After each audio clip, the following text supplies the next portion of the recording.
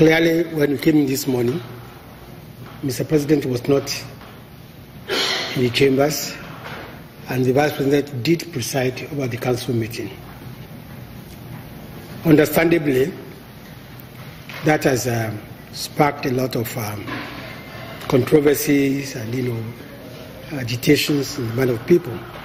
Now, I just want to make this clear. Mr. President is in town. Mr. President is attending to other issues. Mr. President looked at the agenda. It was a very large agenda, and decided that the Vice President should preside. We just concluded the President's Council meeting. I said, of course, you noticed that Mr. President was not there. He was not there because he actually sent word that he wanted to rest today, and he asked the VP to preside over today's meeting. He was in the office yesterday, as you all reported. And if the doctor says, oh, take a rest, I think you recover faster when you rest when you ought to rest, rather than by forcing yourself to work when you are not fit to work. So I think all he's doing is following the doctor's advice. Welcome back to the program. Thank you for staying with us. President Muhammadu Buhari has met with the 82 Chibok schoolgirls released from Boko Haram captivity.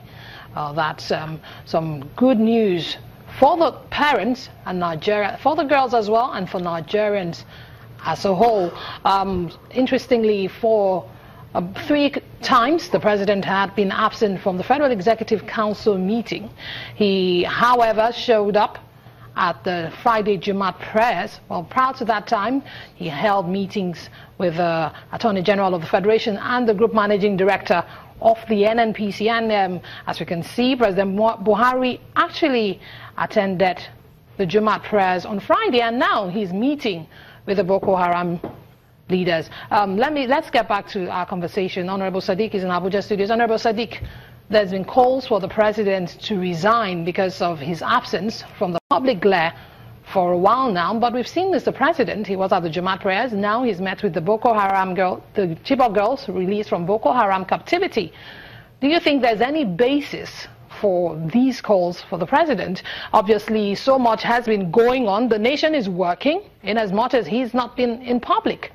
Do you support the calls for the president to step aside?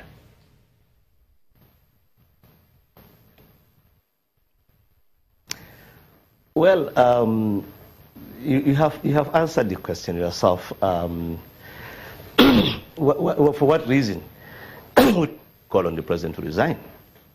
Our constitution is very clear. The method by which a president comes in and the methods by which he exits from office are clearly spelled out in the constitution for anybody to see. There is nowhere in the Nigeria's constitution where indisposition of a president is made a condition for his exit from power, unless he is seriously incapacitated. That's the words of the Constitution. And who can determine whether or not a president is incapacitated has also been spelled out in our Constitution. It has to be based on a resolution of the ministers of government, and then his own physician, they will examine him and bring a report that he has been so incapacitated. Otherwise, there is no reason why for anybody to call on the president to resign. What has stopped in this country? As a matter of fact, when he's not seen in public glare, things are even more working. The Naira has somewhat stabilized. Boko Haram, quite all has been brought to their knees. What else? The Niger Delta is stable. Oil prices are stable. More income is coming into Nigeria. I don't see anything that this president has done, or even the former president who was younger and more healthy. What has he done? Honorable Sadiq, let me ask you. Some people say President Buhari should actually hand over to the vice president, and the vice president should be sworn in as the acting president, because most of the things you reeled out happened under his own watch, not while President Buhari was actively participating in his duties in office.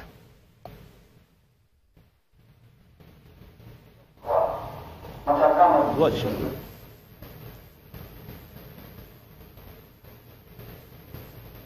I'm asking you, were these things that I read out happening?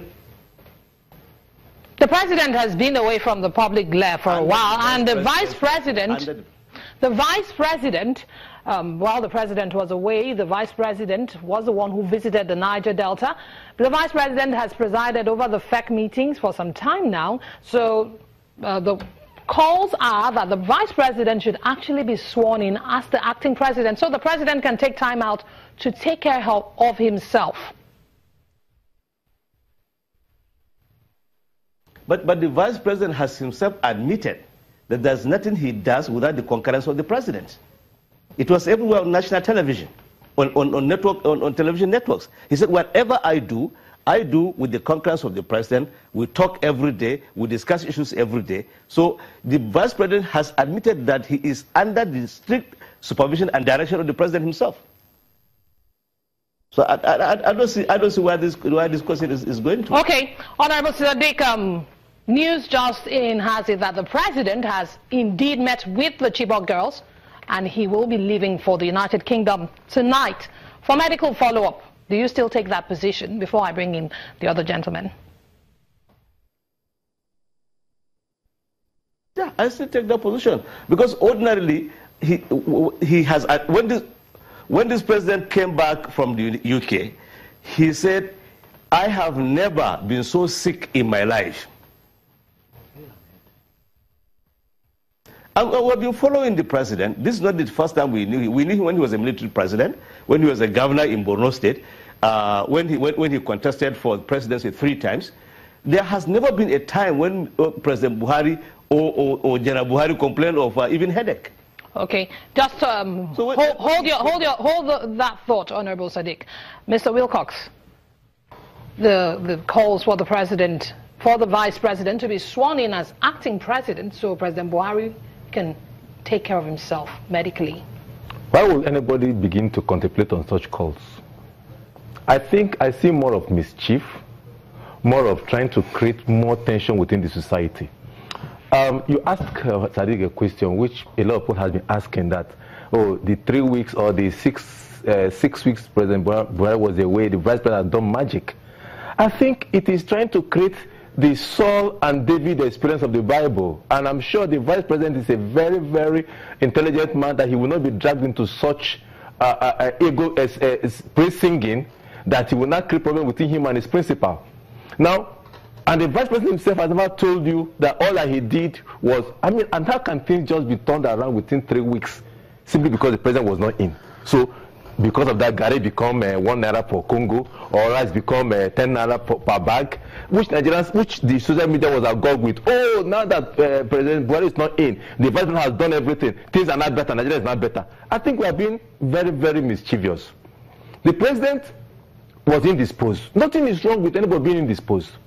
And this is a president, like, just like Sadiq said, that has, like, we know him. He's not that a sickly person. Even when he was conducting election, anybody can fall sick at any point in time. And it is a president that has set examples of whenever he's traveling out of the country, he hands over power to the vice president. And the vice president takes active control, even though he makes phone call with him or what to do. And people are saying he visited the Delta. He started visiting the Delta even when the president was around. Remember when he went to Gbaramatu? The president was in. He sent him to Gbaramatu.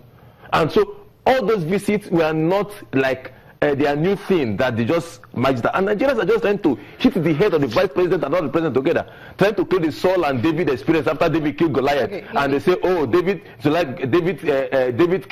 Saul killed 1,000 and David killed 10,000, and that become a problem in the land of Israel. Okay, Nigerians will be careful not to heat up the polity any longer between the president and the vice president. It's a presidency.